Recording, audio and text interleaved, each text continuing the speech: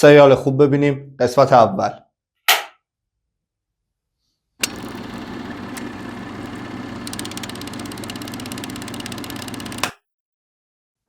سلام رفقا، خیلی مخلصیم. حسان زیا هستم. برگشتم با یه ویدیو دیگه بعد مدت ها که فکر کنم 40-45 روزی شد. یه مقدار مشکل دیس گردن داشتم، اذیتم می‌کرد، نمیتونستم براتون ویدیو بگیرم، ولی خیلی دلم براتون تنگ شده بود. الان توی چهرم نبینید ولی خیلی دلم براتون تنگ شده بود.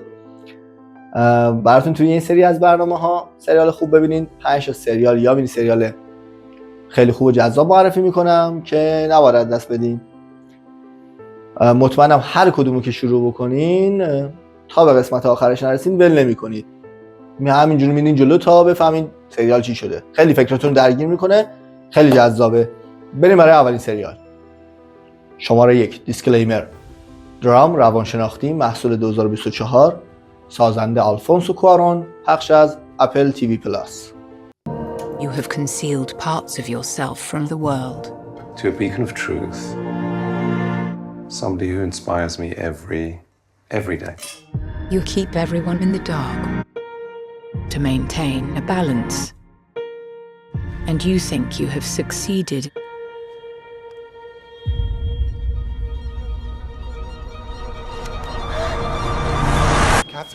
Catherine! Not now! Catherine! It's about me.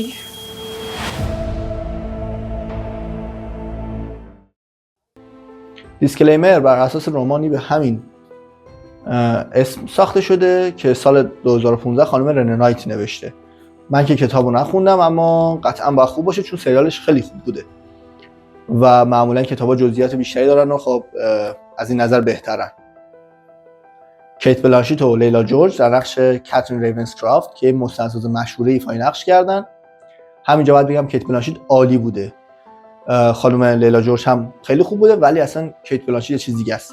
کیت نقش حال حاضر کاترین رو بازی میکنه. لیلا جورج هم نقش جوونی های کاترین ریونسکرافت رو بازی میکنه.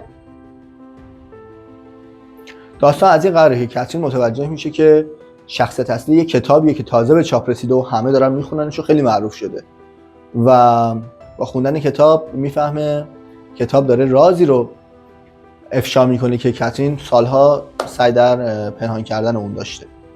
یکی از جذابیت‌های سریال استفاده از تکنیک راوی غیر قابل اعتماده.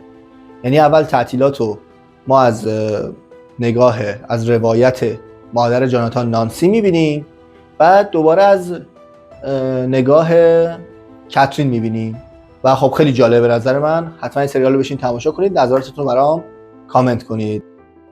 شماره 2 1923 یا همون 1923 وسترن محصول 2022 سازنده تیلور شریدن پخش از پارامونت پلاس.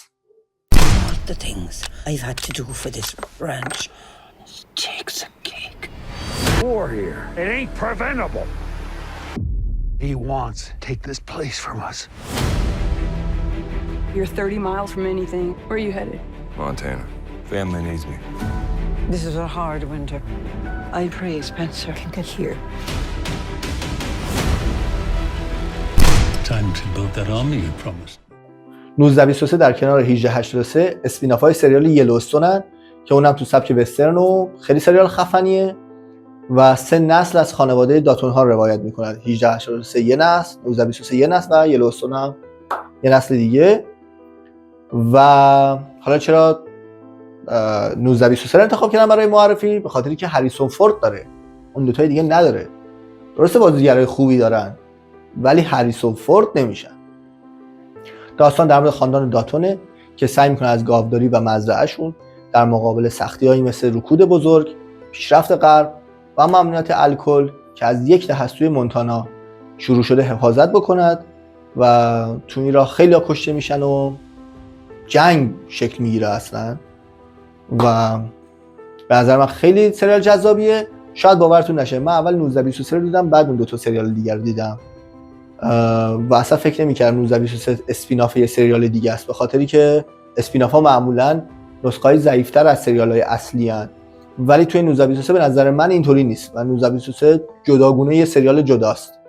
اون دوتای دیگه هم عالی هستند ولی 1923 یه سریال جداست و هریسون فورد عالیه. این بشر تموم نمیشه، تمومیت نداره.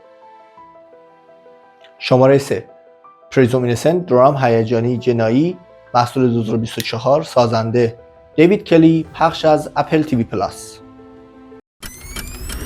I did not kill her.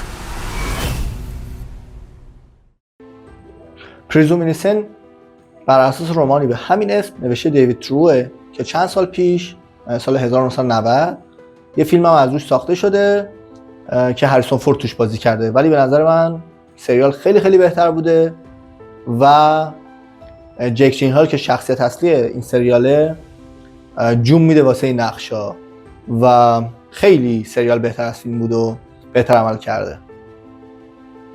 راستی سابیچ با بازی جک جیلنهال در نقش معاون دادستان و اولین مظنون قتل همکارش تبدیل میشه که باهاش رابطه مخفیانه هم داشته و حالا باید از خودش توی دادگاه دفاع بکنه.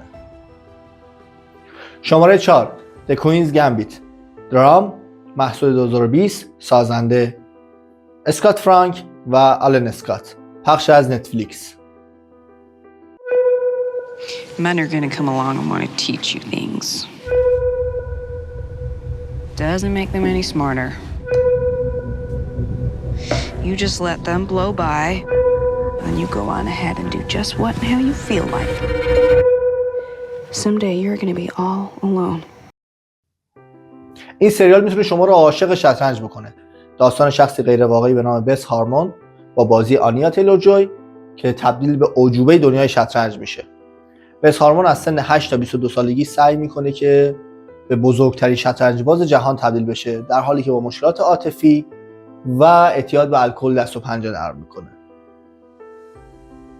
بعد از 4 هفته از پخش این سریال پربیننده‌ترین سریال نتفلیکس شد که بعداً اسکوید گیم جاشو گرفت. به نظرم آنیا تیلور جوی توی این سریال بهترین بازیشو انجام داده. درسته توی فیلم‌های دیگه‌اش خوب بوده، ولی توی این سریال به نظرم بهترین بازیشو انجام داده و بابتش گلدن گلوب هم گرفته.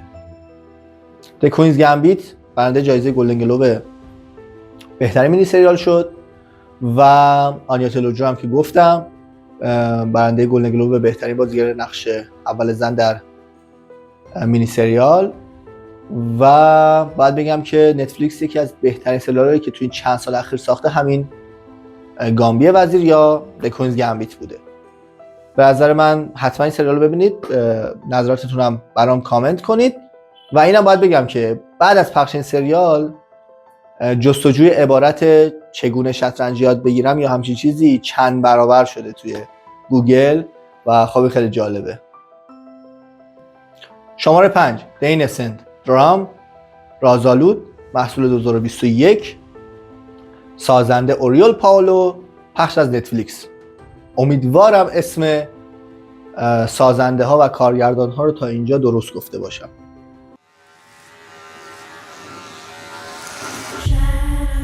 Te llamas Mateo Vidal. Nunca pensaste que un hombre podría volver a nacer 2 veces.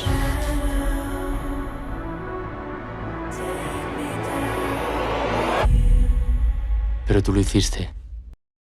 برای سریال آخر یه مینی سریال اسپانیایی آوردم که تنوع بشه. دینسن یا بیگناه بر اساس رمانی به همین اسم نوشته هارلان کوبنه. 9 سال از اینکه متئو به ناخواست توی درگیری باعث قتل یه نفر میشه و این نفر رو میکشه میگذره و حالا از زندان آزاد شد و میخواد از صفر شروع کنه و با همسرش اولیویا یه زندگی جدیدی رو تشکیل بدن. اما در همین حین درگیر مسئله جدیدی میشن که به زندگی قبلی همسر متئو یعنی اولیویا برمیگرده و همه چی از اونجا شروع میشه. اولیویا به یه مسافرت کاری میره و بعد از چند روز بیخبری یک ویدیو ازش منتشر میشه که توی اتاقی با یه مرد دیگه ایه و خوابیده و یا بیهوش شده و این ویدیو به دست متئو میرسه و متئو دیوونه میشه و میره که دنبال همسرش بگرده. امیدوارم از این ویدیو لذت برده باشید و از این 5 سریالی که براتون معرفی کردم خوشتون بیاد. ببخشید اگه کم بیحال بودم به خاطر شرایطی که اول ویدیو گفتم. اوکی میشه. لایک و کامنت و سابسکرایب فراموش نشه. خیلی مخلصم. فعلا.